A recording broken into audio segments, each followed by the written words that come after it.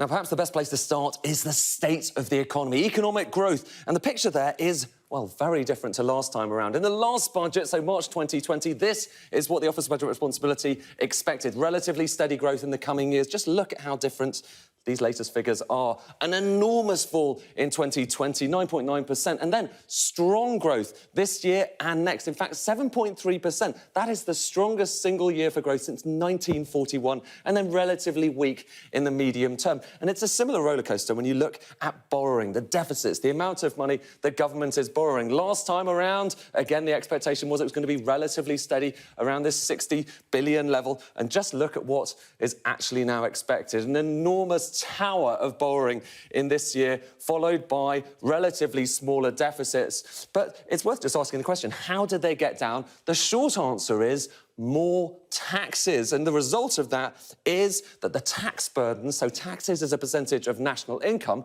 is going to get up to the highest level since the 1960s, 35% of GDP. So I asked the Chancellor whether that was something he was a bit concerned about.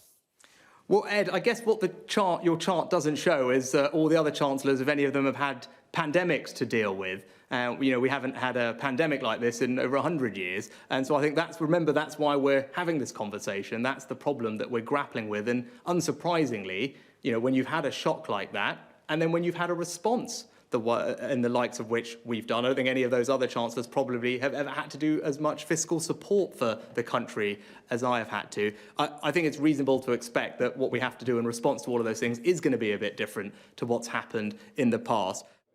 That was the Chancellor Rishi Sunak. It's worth just saying, if you look at this chart, you can see a bit of a dink here, the tax burden going down and then coming up. What's happening there? Well, if you look at the actual total policies that have come out of this budget, you get a sense of that. This shows you money leaving the Treasury, so that's money coming out of the Treasury and money coming back in. You can see you've got 3 years of a lot of money going out, followed by 3 years where money comes back in. Taxes are increased. And if we actually take all of these bars and just net them off against each other, they more or less cancel each other out. Have a look at this. This shows you everything we're talking about in this budget. The total amount of money going out over the course of the next 5 years. You can see the super deduction there, a lot of money going into the pockets of businesses, big investment there. These are all COVID policies, all of these grey, white bits, and the white bit in particular, that's self-employment. The biggest of them is actually self-employment policies. You've got other there. And this is money coming back in. So going into the exchequer, fiscal drag, those tax allowances being frozen, a lot of people ending up